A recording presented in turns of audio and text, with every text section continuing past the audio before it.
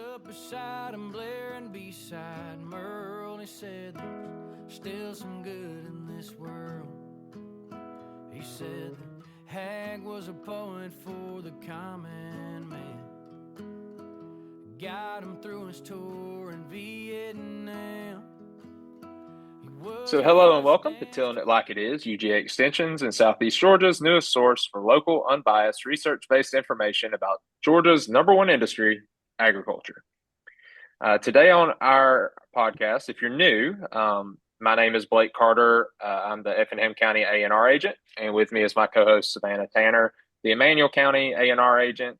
And today's episode, we have two guests with us. We're going to do two new segments for today's episode, and it's a special edition because we're coming up on Thanksgiving. So it's poultry. When I think of Thanksgiving, I think of turkey. On our table, we always have turkey. We have ham. We got barbecue. We got chicken fingers, and we also got deer meat. The deviled eggs is where it's at, though. Oh, okay. Well, deviled eggs. Yeah. How about pear salad? All right. We're going to talk about pear salad in a little while longer, but let's not get into it because I got our other guest to talk about pear salad with. But today we're going to have our first guest. I thought it would be fitting to kind of have the first guest talk a little bit about backyard birds, poultry, because it kind of goes in that turkey theme there, but also talk about some of the ways that we can improve our backyard flocks. And we might talk a little bit about nuisance wildlife too if we get some time. But me and Savannah wanted this one to kind of really be tied to something that's coming up. So our first guest is Carson Dean. She's from Oconee County, and she's the A&R agent there. Carson, you've been with Extension for how long now? A little under 3 years. Under 3 years. So it's crazy. Oconee County is not in our southeast part of the state, so we are picking somebody from the north. But I'll say this: in a short amount of time, Carson has become a very looked at expert in her area when it comes to backyard poultry and bats too.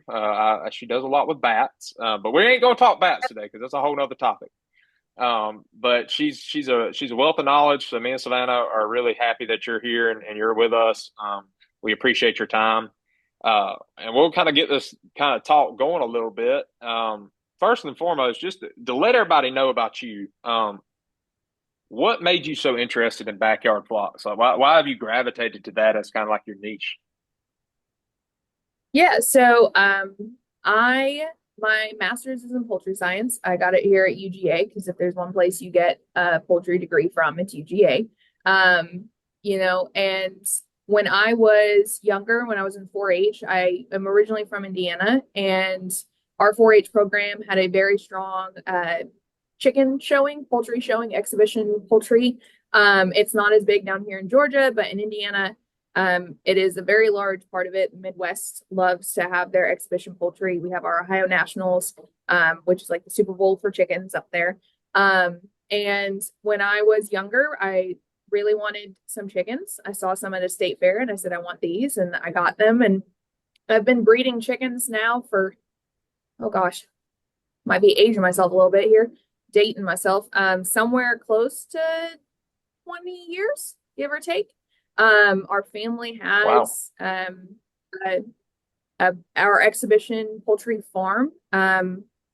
We have a couple national titles in terms of our some of our best of breeds and that kind of thing. So I don't think it's tooting my own horn in a way to say that for our breed, we're one of the best breeders. I wouldn't say I'm the best because I know a lot of the people that breed, but one of the best breeders for that particular breed of poultry.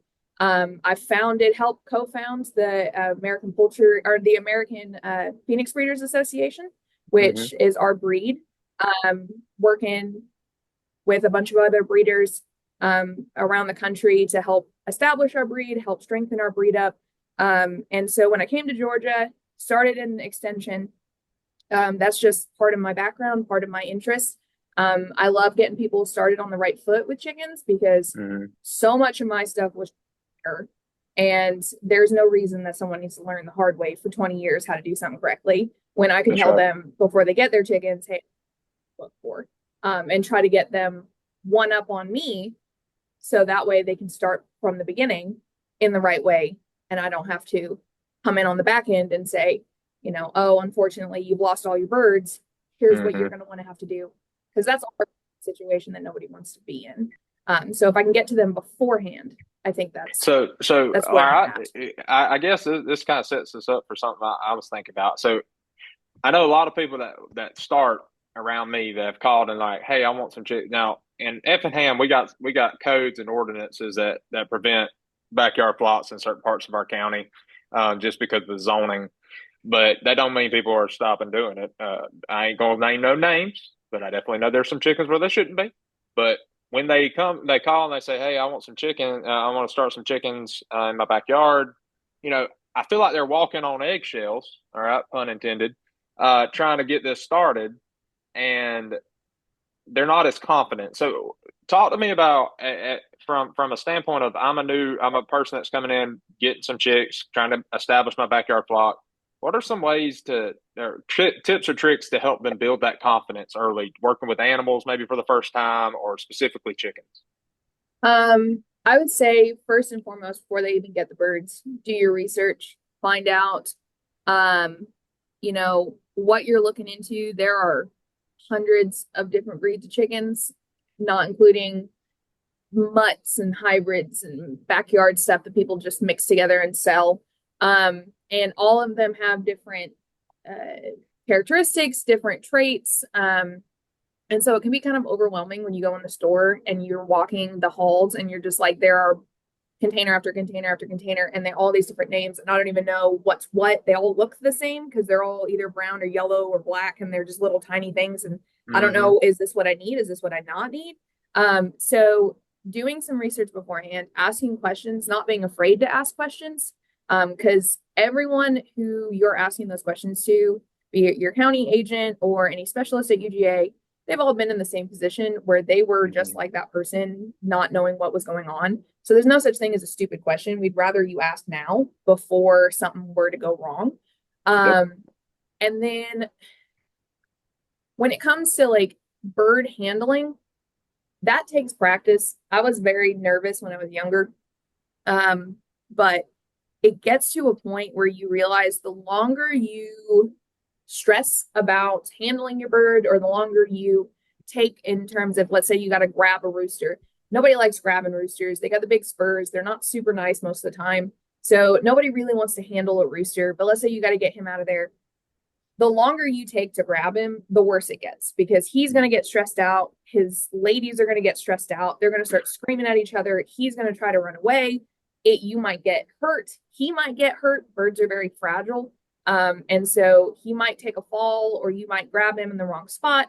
So the easiest way is to practice just grabbing a leg and pulling and getting him up there so that you get a hold of him, and realizing that he's terrified of what's happening because you are much bigger than he is. He doesn't really know what's going on, and you are taking forever to do whatever it is you're trying to do. And think about a person with anxiety. He's getting wrapped up in his own head as thinking about what's going to happen.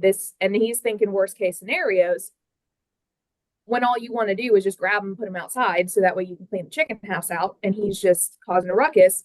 Well, that's because you just need to just get the job done. You just need to grab and walk. But that is not something that's easier said than done. You know, all these things, it takes time to gain confidence with working with birds, with any animal. It takes time, it takes practice. So the best thing you can do is ask questions, get your information beforehand, go into it with at least a basics of knowledge, and then the practice, the hands-on experience will come later. And then don't be afraid of asking for help if there's a situation where you are at a loss and you're in the middle of it and you're like, I've been doing this for 10 years and I've never seen this and I don't know what to do. Ask somebody for help, because chances are someone somewhere has seen that. But ask someone in an education sense or something. Don't necessarily just go up on a forum and start asking, because you might not get an actual research-based, education-based answer. You might just get someone in their backyard being like, well, I saw that before and it was this, and it might not even be that. So, but that's what our county agents are for. We're here for you to ask those questions so that we can help you. And that's all there is. Yeah, that's true. Savannah, I know you had talked to me about what's been going on in your county.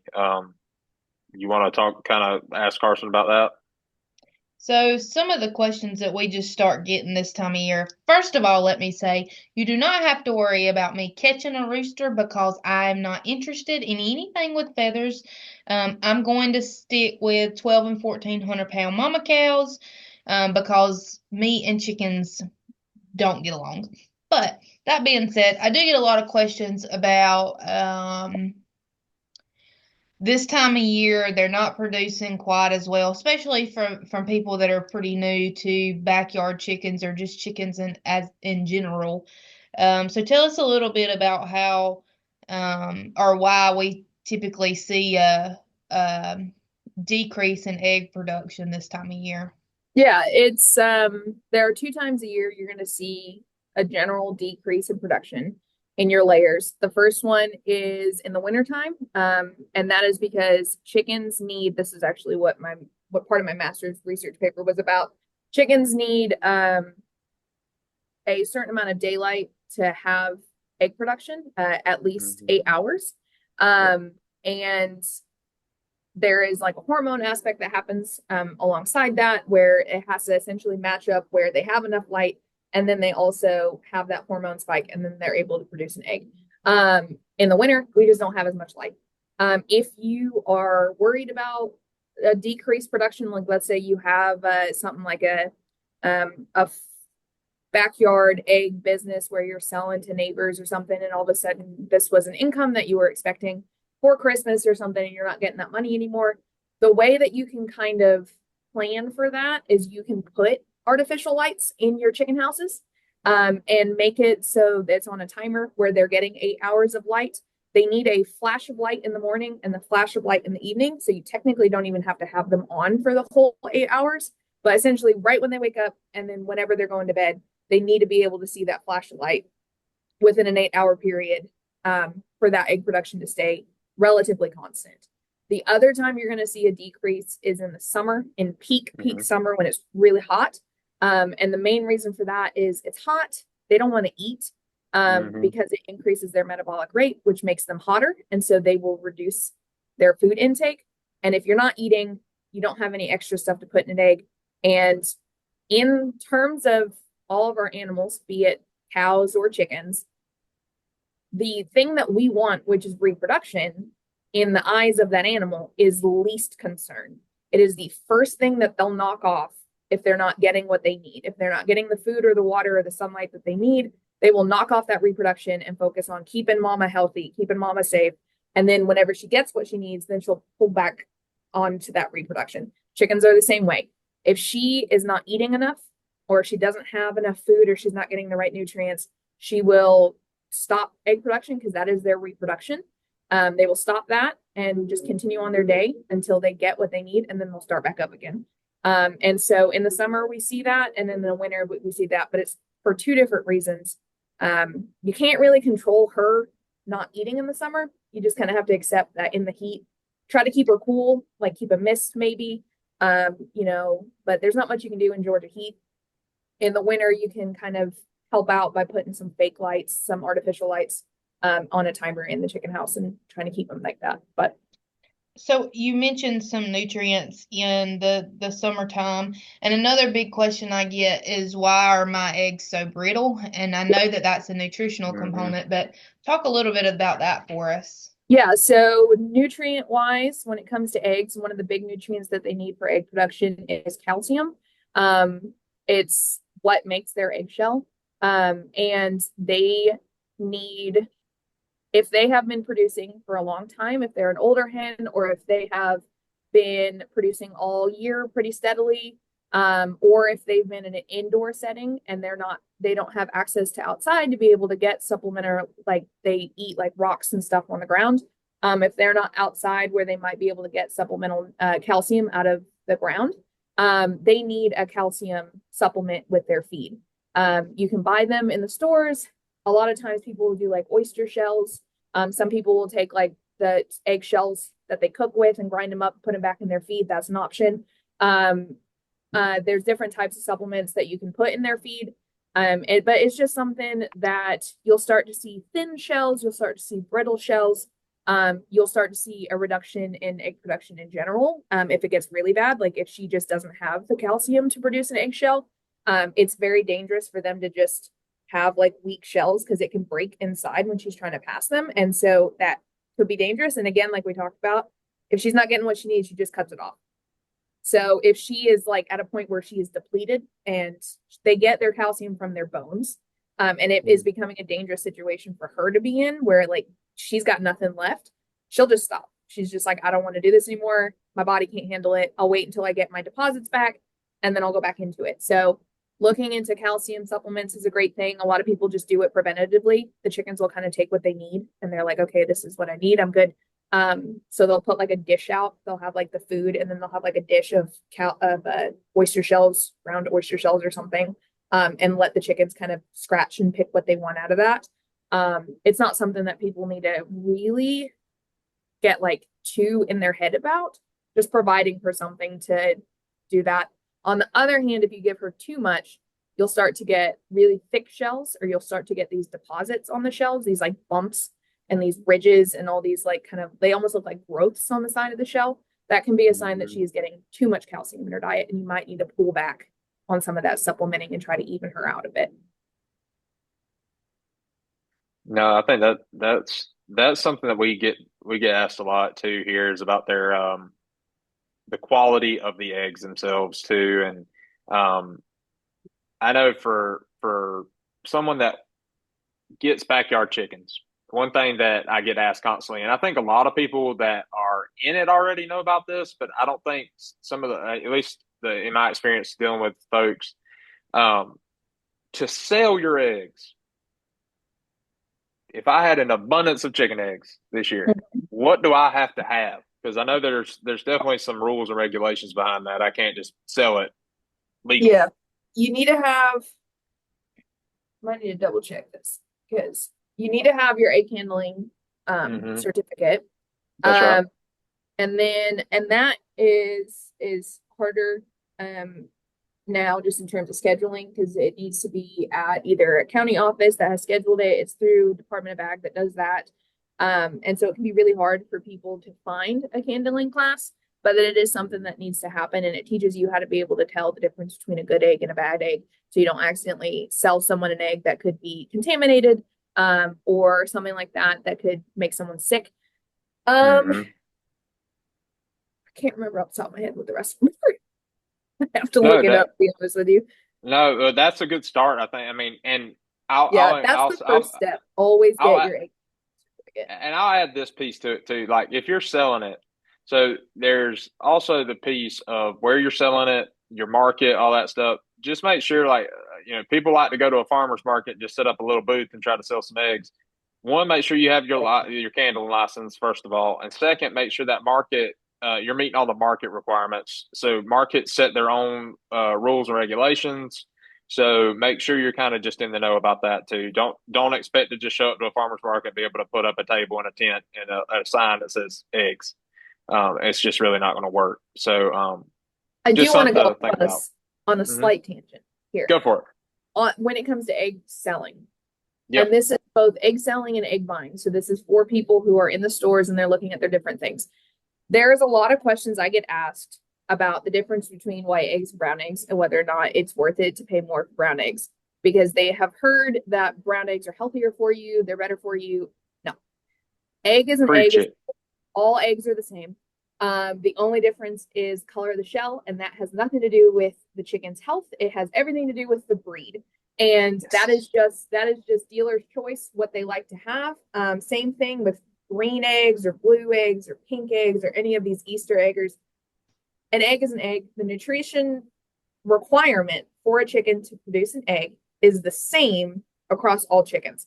I can't say the same across all birds, because some nutrients are different when it comes to like duck eggs versus chicken eggs versus like ostrich eggs.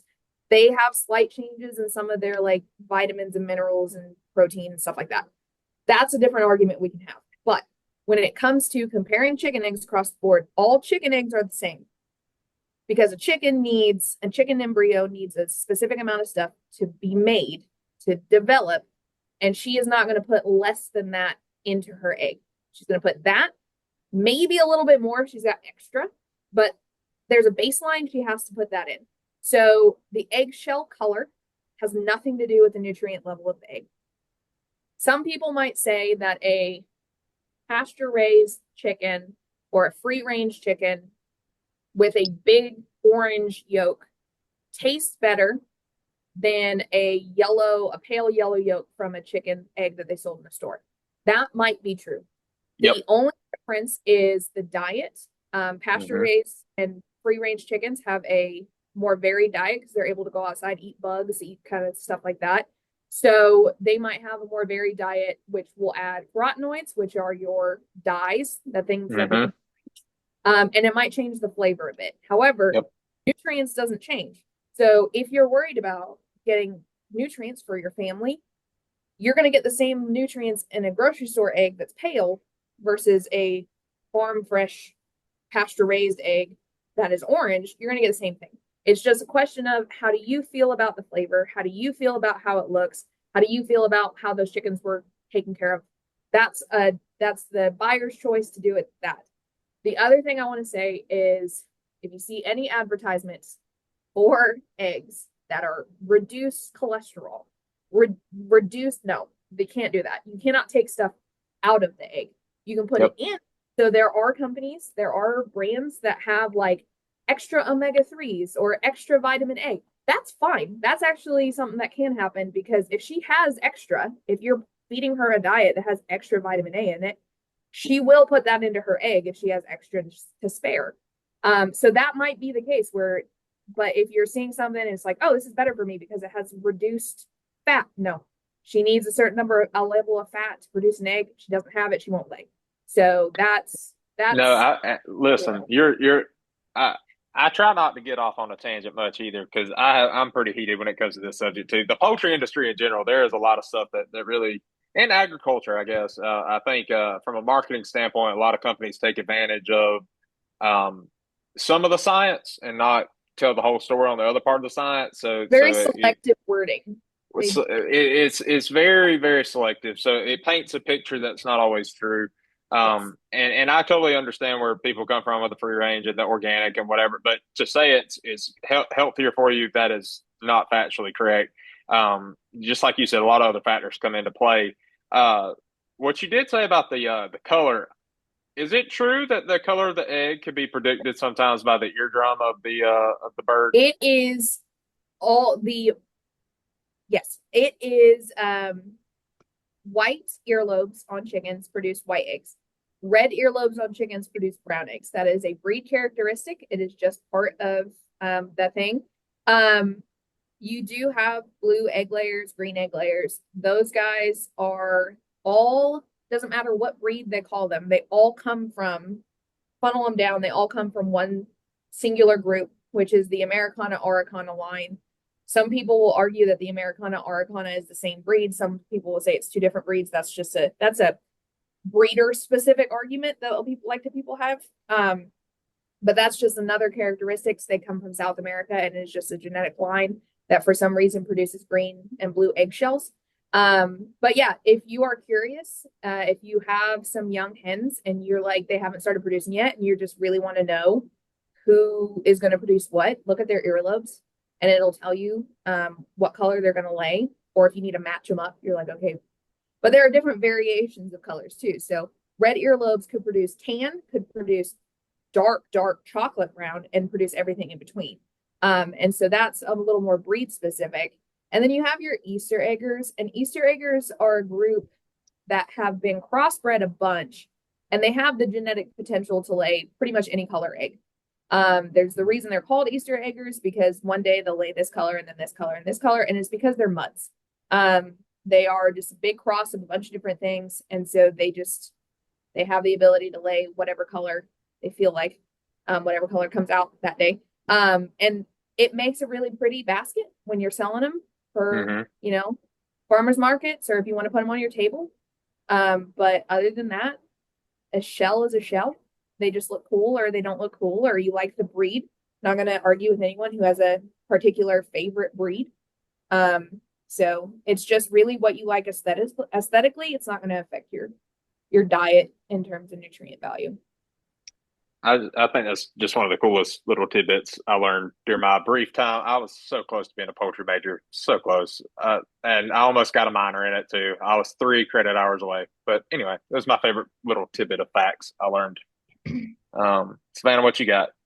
I just have, I guess will kind of be your final question, in reference to Thanksgiving, because we do tend to consume a lot of poultry during Thanksgiving, whether it's turkey, whether it's chicken, something of that nature. What from an ag agent perspective, what are some, and we talked a little bit about the marketing terms and things like that we see in the grocery store. What are your recommendations from an ag agent perspective of things to watch for when you're purchasing your turkeys or your chicken, in reference to some of those words that we see?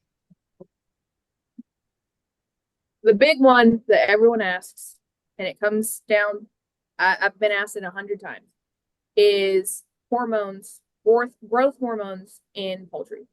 No, Mm-hmm. that's not a thing that the industry does. Retweet. There is no need for it. Everything, if you see those graphics of like a meat producing chicken in the 1980s versus 2000s versus today, and it is this little scrawny chicken, and then you get this monstrosity in 2024 that is all meat. People see that and they're like, oh, they must be injecting the chickens with something. And so you'll see these labels that say like no growth hormones, no, none of this. And it's because they never did. All of that growth that we see, that is selection. We breed them that way. We have been doing it for generations. Chickens breed very quickly, so you're able to get multiple generations in a year. You compound that across decades of breeding selection, and you end up with selecting chickens in the industry and turkeys that are really, really good at what they do. You get chickens and turkeys that put on weight, put on muscle so quickly to the point where, by the time they're ready to go to processing, they're only a couple months old because there's no reason to keep them any longer after that. It's actually detrimental to their health to keep them longer than that. It's considered, a lot of people would consider that animal abuse to extend their life past that because they're not bred to do that. They're bred to get really big really quickly so they can go into processing. Turkeys are the same way. They are bred to get big. And so a lot of people get freaked out by the idea of injecting growth hormones because they can't imagine that this animal is growing so fast and so big in such a short time on nothing but feed. But that's what it is. It's, the other way that you can look at it is from a financial standpoint, it wouldn't make any sense because you would have to inject those birds every day. And you would have to go out there every day and continue to inject them and inject them. There's no financial incentive to do that because it's expensive to do that. It's time inclusive. Like you got to get your employees out there doing it. You got to train them on how to inject a chicken in the first place, which is not easy. I mean, especially when they're running around in those houses, it's hard.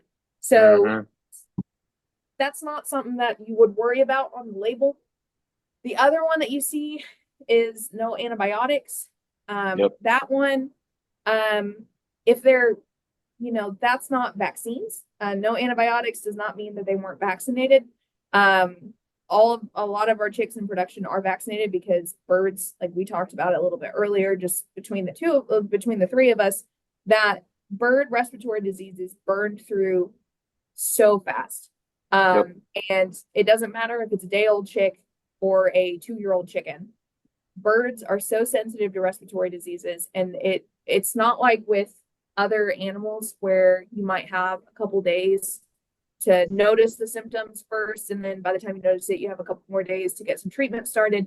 With chickens, you notice it that first day, and then if you don't by the second day, most likely it's too late. So a lot of times people see no antibiotics and they think that means they weren't vaccinated either. It's not the same thing.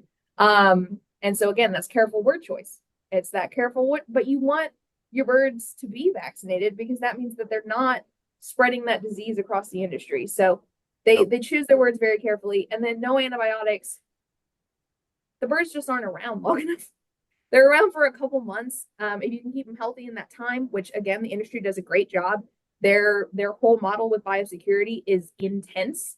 They do not let anyone on a property that is not completely covered in like sanitized gear, spraying down trucks, making sure shoes that go into houses are covered and then dipped in a sanitizing solution. They take their of their birds very seriously for that reason, so that they can get those birds to a production size without having to worry about those birds getting sick, that they would need something like antibiotics. And so you look at it kind of that way, where it's like you got to think of the timeline that they're working with. It's not like with cattle, where you're working with a year before they go into, like growing them up to a full size. Their full size is only a couple weeks, and then they're out and they're moving out. And so a lot of times I feel like people see those labels and they think that that means that, but it's true. Those are true. No growth hormones. Just the industry just doesn't do that. No antibiotics, because the birds are healthy enough when they go into processing that they don't need those. That's, those are your two big ones. The other ones that a lot of people see is free range. Fed, all of that. I did get into a argument once with, not while I was in this job, just as I was growing up, with someone who was arguing about grass-fed chicken. And I was trying to explain to them that chickens don't eat grass. And they saw it on something and was like, grass-fed. And they were like, oh, I want grass-fed. I was like, they don't eat grass. Like they eat and bugs and other things, but they don't eat grass. So if you saw grass-fed on a label, I don't know what that means. Why are they eating grass? I'd be concerned about the health of that chicken. Why are they just eating grass? That doesn't make any sense. But hey, I'm just interjecting real fast about that label piece. So it might have said grass fed, but that might have not been a label, right? It could have just been on their packaging. Yeah. So true. There's a difference in between those things, and I think that's where we're at as an ag community. Really, I get that these businesses, they're all part of the ag community like we are, but they're choosing to use certain wording, like you said, choice wording, and sometimes it comes across as an official label to consumers, and it's not the case. You can put anything you could say a lot of things on a marketing label and just say, there's not much regulation on what can and can't go on a package.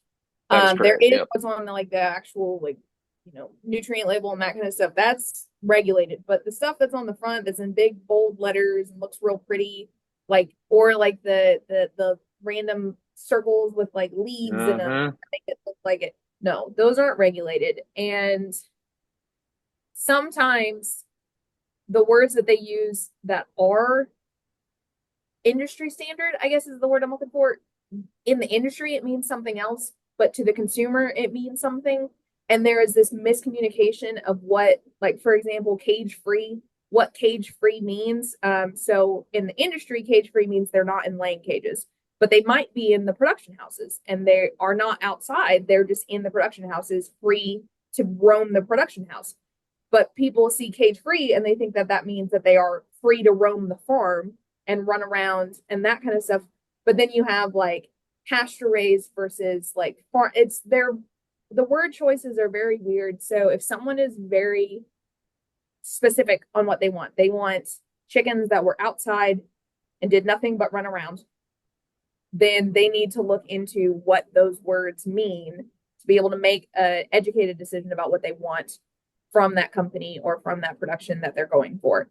The other thing I will say is it is very, very, very hard for chicken feed to be organic. That is something that we have been looking into for some of our producers here in the county who have organic or certified naturally grown productions of other commodities and have chickens as part of their biocontrol for their insects. And they were looking into trying, then they sell the chicken meat and the chicken eggs, and they were looking into trying to figure out how to make their chicken certified organic. And it is very hard to find chicken feed that's organic. And since the chicken feed is not organic, You can't Can't have put that. Yeah. organic on the label for the chicken. So Yep. if you see anything related to organic on a chicken product, like a breast or something like that, double check that that company that's producing it is actually using organic feed if that's something that you really want. Because they might be phrasing it in such a way that it's like some kind of weird marketing thing to say to look like it's organic, but it might not actually be. All right. So we have a new segment on this episode of the podcast, and it is the Talking Turkey segment. And we have brought in a really special guest to kind of give us a little rundown in her expertise as we approach Thanksgiving. We have Ashleigh Guerin from Evans County. And are you just in Evans County? No, so I'm actually in Candler and Evans, so I cover Candler both and Evans. Okay. Okay. So she's a dual county agent, so she works twice as hard as the rest of us, but she's got some really good expertise that we thought would be really fitting for this time of year. So Ashleigh, thank you so much for joining us today. Yeah, thanks for having me.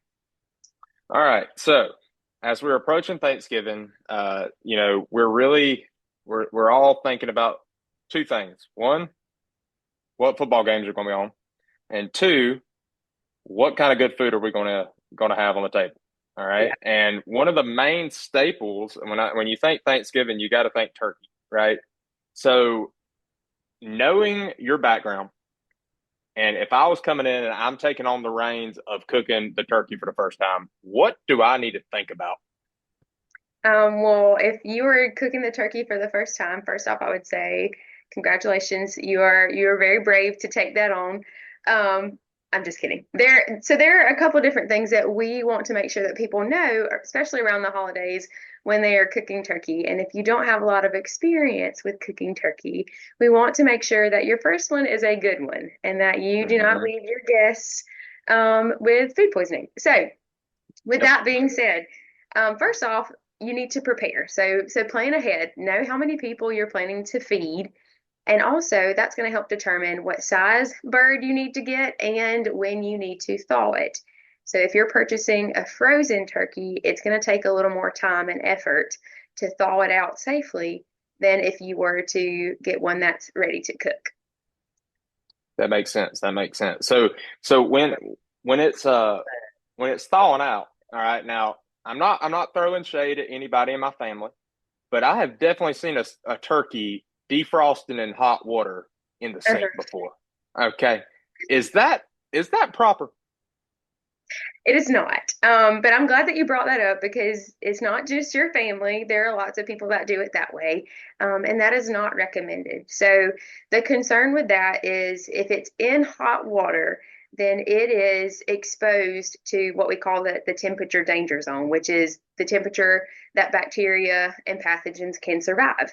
So from 41 degrees Fahrenheit to 135 degrees Fahrenheit, which at room temperature in warm or hot water would fall within that range, bacteria and pathogens can survive. So if there was anything, any type of contaminant on the turkey already, leaving it out at that temperature for a significant period of time that it would take for it to thaw would be concerning because the pathogens and the bacteria actually, they will reproduce at a factorial rate. So if you start with 2 bacteria in an hour, it's going to multiply to substantial levels that make it unsafe to eat. So in the sink in warm water is a no-go.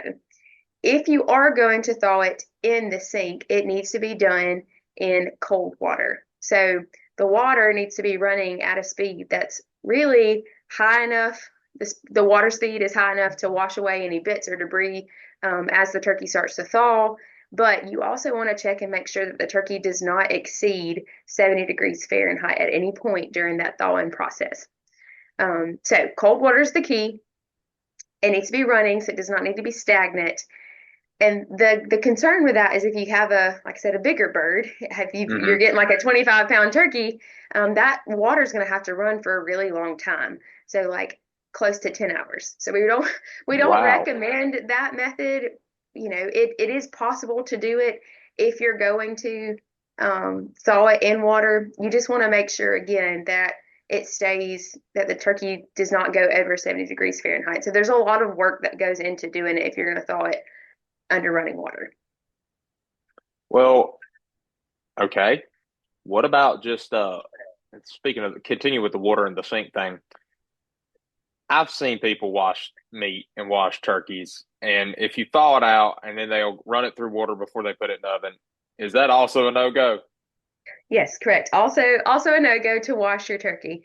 So, and we see this with chicken too. So the issue with that is any type of poultry, the potential pathogen that we're concerned about is salmonella, or the pathogen that causes salmonella. So if you are washing the bird, regardless of chicken or turkey, if you're washing it, you are increasing your risk for contaminating your sink and then also the counter space around your sink. So truthfully, your turkey, when you cook it, if you cook it to the proper minimum internal temperature, you're going to be cooking or killing any pathogens that might be there. So really, you're not doing yourself a service by washing it beforehand. You're actually just increasing the risk of spreading the contamination if you do that. So don't wash the turkey before you put it in the oven. That makes a whole lot of sense. That might have been why we were sick as children sometimes, thinking back on it. Now, I know we're in the South, all right? And in the South, we have dressing. We don't really do the whole stuffing thing.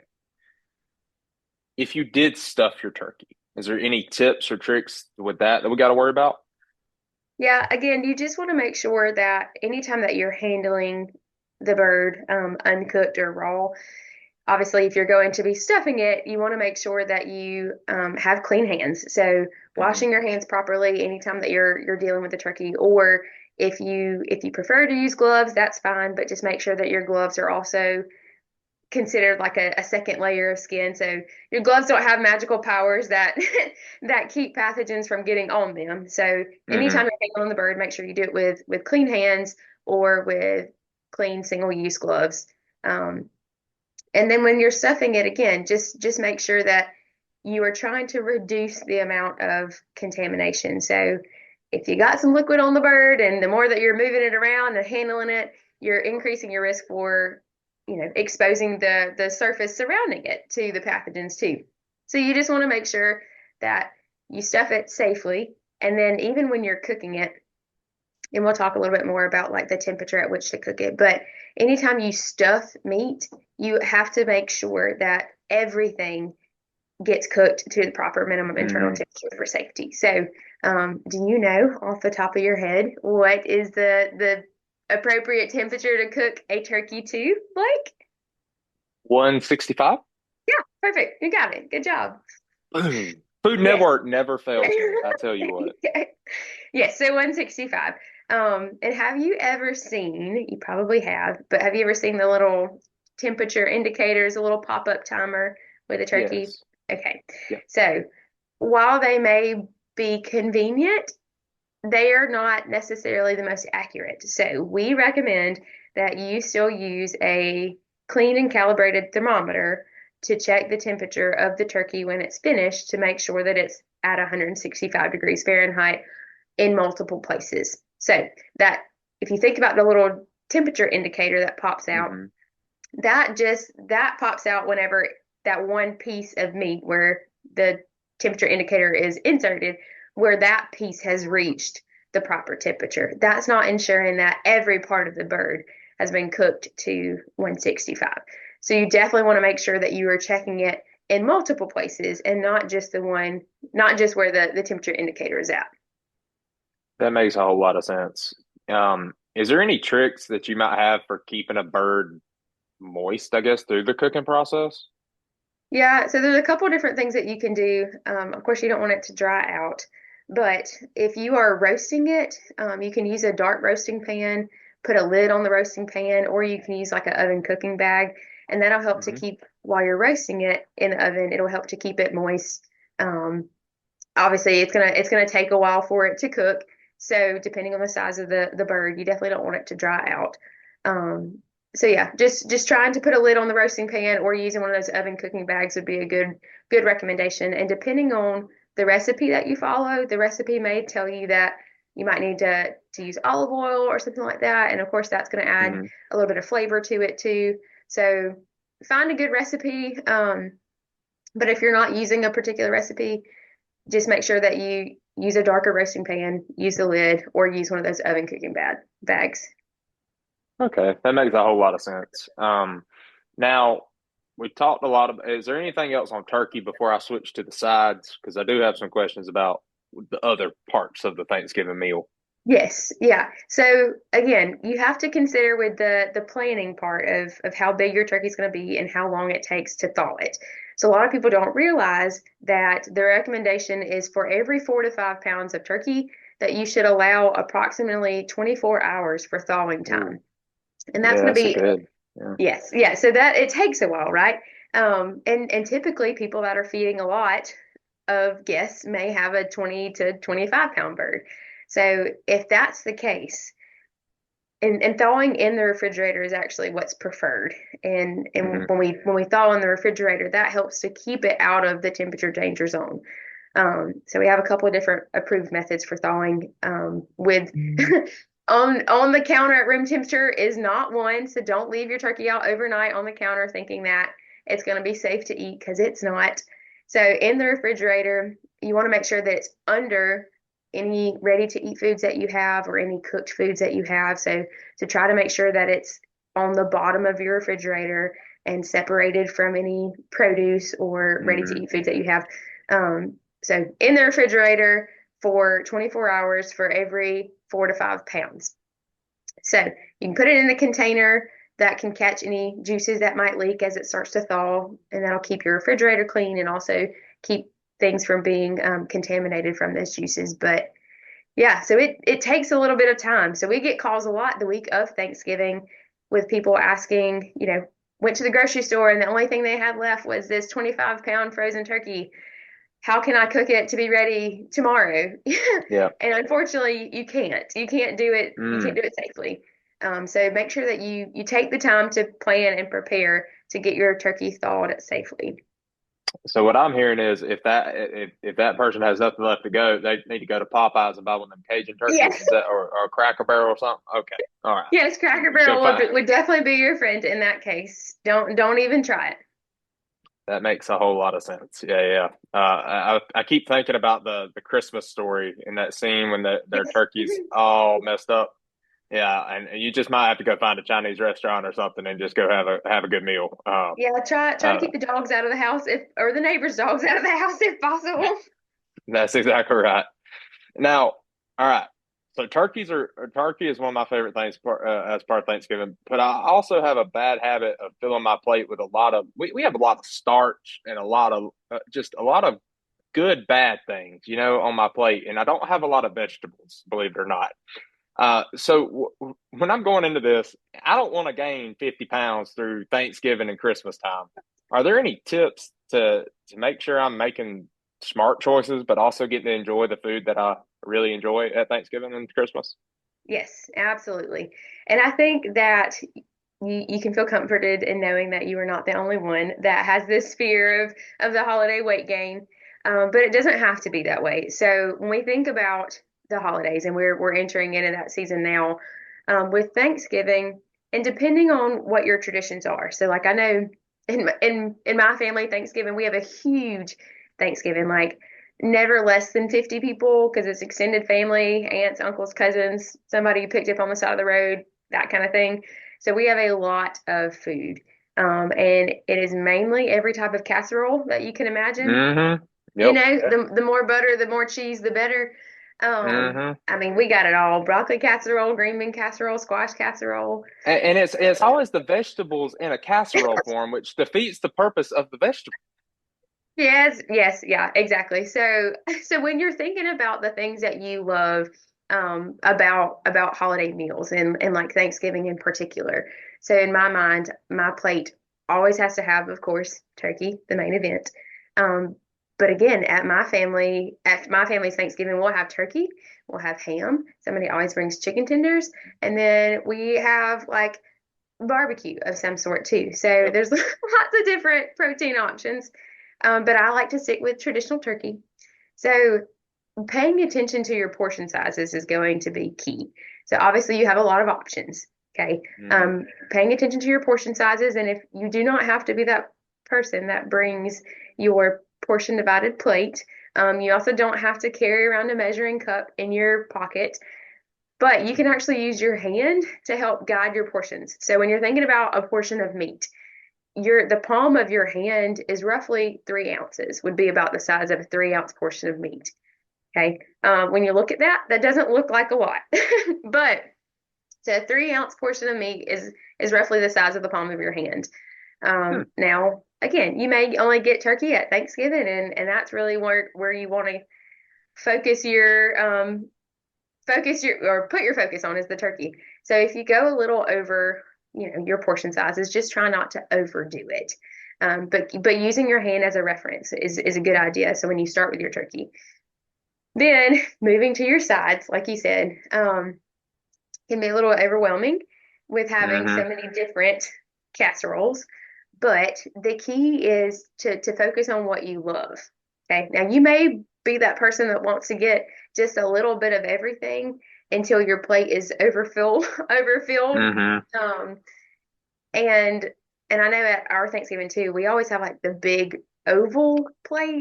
yeah, we go Yeah. to So like, Sam's. We get yes, the big the big. ones. Oh yeah. Yeah, so trying not to think about filling up your plate because a standard plate is 9 inches, like a 9 inch round plate. Mhm. Um, so when you look at a 9 inch round plate, it's going to look fuller quicker than you do one of those big oval, platter size plates. So don't try to fill up your plate. Think about the things that you love. So for me, I love sweet potato casserole. I love Mhm. green bean casserole, and I love macaroni and cheese. So those are givens for me. Those are my non-negotiables, and I know that that's what I'm going to have on my plate at Thanksgiving. Okay, and then I think about, oh, I kind of like broccoli casserole. I don't have to have it. Um, or I kind of like. I'm trying to think what was the other thing. One of my aunts, they always bring. Okay, my mom. If you're listening to this, I'm sorry, but mom has always gotten the short straw and has had to bring pear salad. Now I don't know, Ooh, Blake, if you know about pear I salad. love What? pear salad. I love it with the Yeah. mayonnaise and the cheese and the cherry. Oh my gosh, yes. Ooh, no, pear salad, and at some point became a Southern delicacy, but that is one that I will skip every time. So I know that there will be no pear salad on my plate. Uh, but the things that I kind of sort of like, I'm gonna kind of skip over those, right? And so after I've gotten the things that I love on my plate, and I go and I sit down and I am enjoying the company of being with family, right? And I eat my food and then if I really wanted to go back and get one of those things that I liked and I feel like I'm not overly full, then I feel good about it. But if you go ahead and get it and put it on your plate, and while it's sitting there in front of you, you're going to be much more Mhm. likely to eat it, even if it wasn't something that you really wanted or you felt like you really even needed because you kind of really weren't that hungry. We actually have to give ourselves a little bit of time to let our food settle before we realize, oh, hey, I'm full. I really don't need any more. And you're probably like me and have had that case where you ate way too much and then you're miserable Mhm. and you fell right asleep after Oh Thanksgiving. yeah. Yeah, so it gets the best of us. But and then you gotta think about dessert. So that's a whole nother ball game. So if you want to save room for dessert, make sure that Mhm. you plan for that too. So keep that in consideration when you are making your. Now, hold on. I got a question about dessert. Is Okay, sweet okay. potato pie considered a vegetable, or Um, is that not? so I think in the case of sweet potato pie, it would not count as a serving of vegetables, largely due to the butter and sugar content, right? So when we Mhm. start adding cream and condensed milk and all the things that go into it, we kind of negate the purpose of vegetables. But that's a very good question. Well, all right. So if I'm having to pick a dessert, is there like how do I portion control a dessert for me? Yeah. Is there a tip that you can give me? Because my lord, you say don't leave some room on your plate. Well, I go back and get another oval plate for a dessert table.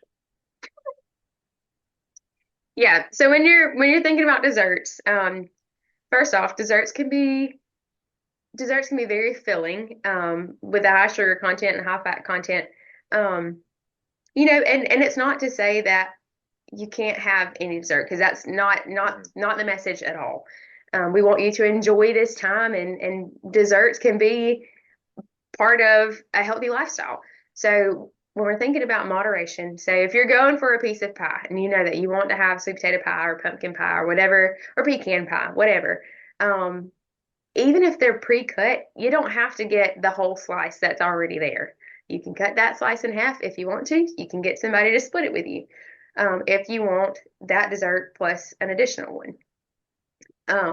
If you're thinking, I mean, I'm picturing my family's dessert tables, and there's cakes and pies and cookies and brownies and some things that we don't really even know what they are, but you got to try it anyways. So pick one or two. Again, if there's something you really want to try but don't know it's something that you're gonna want to put your allotment to, maybe have somebody else get it on their plate and ask if you can sample some. But yeah, before you make a commitment to it. So it doesn't have to be a stressful experience, which I think is where a lot of people kind of throw everything out the window when it comes to the holidays, and their health goals. And it's not even about weight loss or weight gain. It's just about your health goals in general and how you feel throughout the holidays. We do know that people get a little more stressed over the holidays, and oftentimes when we stress, we eat, or we make poor decisions, poor choices when it comes to what we consume. So, Well, I don't know if you've seen, stress spelled backwards is dessert. You've seen that. Have you ever seen that before? I see Yeah, yeah. Stressed equals dessert. Try it. Write it down. It makes sense. I got it in my brain. I can figure that one out, but I've never heard that before. But yeah, so this should not be a stressful experience for you at all. Again, take some time, peruse the dessert table before you go in. Have in mind what you want whenever you approach the dessert table. Make your decision and feel good about it. Okay, you don't have to feel guilty about choosing your favorite. Caramel cake is always my favorite. My grandma brings caramel cake every year, except for one year she forgot it, and we never let her never let her live it down. But caramel cake for me, that's what I want. And once I've had that piece, again, it's so filling and so sweet. I don't really feel a need to go get anything else. But chances are, if it's on my plate, I want to at least sample it or try it or whatever else. So I'm not going to put it on my plate. I'm going to finish what I've got, and then once I feel good about that, if I want a little bit more, then I'll go back for it. So it's just making conscious decisions and not being distracted by everything else that's going on, to where you forget to be mindful about how much and what you're eating. I got one more question for you, but before I get to that, I'm gonna throw this out there and see if you've ever heard of this. Have you ever heard of a pie caking? No, I have not. All right, so Google this when we get off when we get off this, but it is a pie, a cake, and a cheesecake all together. So each layer of the cake is a different dessert. My gosh. And I bought one. There's a chef that makes them, and you can order them, and it sends it to you in like dry ice and everything. You unbox it, and my family was like, "What is this?" And they had it, and they thought it was the best thing. But it is it is every dessert. All you need is a little tiny slice of it, but it was so good. It's terrible for you, but it's really cool. Just throwing it out there. Oh, I want to look that up. A turducken, a turkey duck chicken, but I have never heard. What did you call it? A pie cake? Pie caking. Yeah. Okay, I will have to check that one out. Yeah. I'm throwing some curveballs at you. It's different. Gold Belly. Go to goldbelly.com. Check it out. Pretty cool. Yeah, there's a cheesecake place in Statesboro that they use Gold Belly too, and they will ship it. Yep. Is that what's the name of it? Do you remember? One more time. Honey's cheesecake. So they do. That's right. So they sell it out of Dolan's in Statesboro. But yeah, they'll ship cheesecakes around the world. Oh man, we got to stop talking about cheesecake. All right, last question I got for you. All right, so we've had our meal. Are there tips to make sure, because I know our family, like you talked about, we go to sleep or we get tired.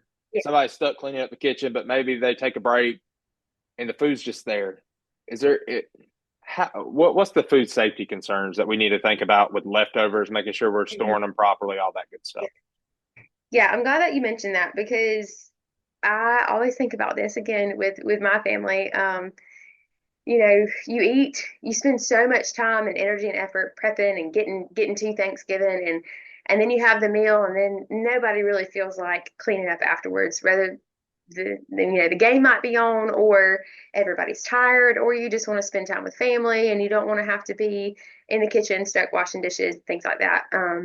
Or you might have some some last minute grazers that come through. Mm-hmm. And so the recommendation that I would give is I would have some to-go plates available for family members that may be traveling and may have to leave. So somebody can fix a to-go plate if they want to. Okay, but you're gonna put the food up at a certain time. So have an idea of when food got there. Because I think about like with my family, we go to a farm and it takes for me to get there now, it takes about 3 hours. So when I'm Wow. preparing something to take to the farm, it's got to be something that doesn't require refrigeration or doesn't have to be kept hot. So if you're traveling a good ways, you definitely want to keep your travel time in mind when you have taken it out of the refrigerator to where you're going. So I'm assuming you probably don't have any hot holding equipment or any cold holding equipment there at your house or your facility Mm-hmm. or wherever you're doing Thanksgiving out. So without temperature control, if you've got cold food, so like your salads and things like that, Mm-hmm. after 6 hours, it needs to be thrown away. So, and your six Gotcha. hours starts when you take it out of the refrigerator at your house. So 6 hours until that needs to be thrown away. Okay. And then with your hot food, you've got 4 hours. So if you're taking your mac and cheese out of the oven and you've got it in like a little casserole container or whatever, and you're bringing it, again, that time frame starts when you take it out of the oven. So you have 4 hours before that needs to be thrown away. So we talked about time and temperature, keeping things out Mm-hmm. of the temperature danger zone. So that's really important. So you want to make sure that you've got a set time for when everything's either going to be thrown away or put back in refrigeration. Okay, that's a good. I like the 6 hours, 4 hours thing. I didn't know that. Hmm. That's a good rule of thumb. Um, and is there any certain way we need to store certain food a different way, or is it any Tupperware's fine? Well, you just want to make sure that it's clean for one. So Mm-hmm. you want to make sure that when you're storing food and taking it back home, I think about we've always had Cool Whip containers and and things Yep. like that. Anything with a lid. And for the most part, those things are fine. Just honestly, as long as it wasn't something that held anything other than food at some point. Um, we talk about this in some of our serve safe classes that everybody loves a good 5 gallon bucket. Now, I don't think you're taking any of your Thanksgiving goodies home in a 5 gallon bucket, but if you do, please do not take the 5 gallon bucket that held your pool chemicals to put any food in. I So, wish I could take a bucket of yeah. dressing home with me or something. That would be top tier. It's Yes, fine. yeah, yeah. So just really anything's fine. And again, if you're traveling, and you are doing the whole to-go box thing and taking it back home, maybe having a cooler prepared where you can put your to-go box in the cooler or your to-go plate or Mhm. whatever in the cooler to transfer it back home. Um, so just keeping things as safe as possible. And I know that we do things not by the book probably every holiday, and somebody Mhm. somebody always is going to do it just their way. They've always done it this way, and they've never gotten sick, whatever. But you just never know, and you don't want to take any risk, and you don't want this Thanksgiving to be a bad experience. Well, Ashley, I appreciate you coming on and telling us some of this. And if y'all are listening, Ashley guarantees that Um, this is going to be a good, healthy, safe Thanksgiving if yeah, you follow these tips and tricks. I can yeah, assure that. for sure. Um, well, thank you so much, Ashley. I appreciate you joining us, and I hope we can get you on here again in the future. That sounds great. Thanks, Blake. Happy Thanksgiving and a Merry Christmas. Thank you. I think some of the things that we were talking about kind of leads us into some opportunities in a couple of different sectors that we've got as upcoming events. So one of those is marketing, and while we won't necessarily get into the terms that we're using here, there is a social media marketing Zoom meeting coming up December the 3rd and December the 5th, specific to small businesses and using social media to market whatever product or whatever service that they're doing. So that is coming up. The other thing is, on January the 9th, there is a Zoom for raising chicks in backyard flocks. So if you want to kind of break down into this a little more, you can actually go to the UGA Extension calendar and pull that up. Couple more things that we have going on is the disaster, Hurricane Helene forestry updates. We have 2 of those in our area. On December the 10th, we have one in Lyons. I do know that one is full. I will tell you that these are registration is required and mandatory for these. So it's not in the past, some of our events through Extension, you can just kind of show up with. These are not that situation. So registration is required. The one in Lyons on December the 10th is full. The one in Augusta may still be open to you, and that's on December the 12th. So get with your county agent about getting signed up for those. The other thing that a lot of people in our area have going on right now are 4-H plant sales.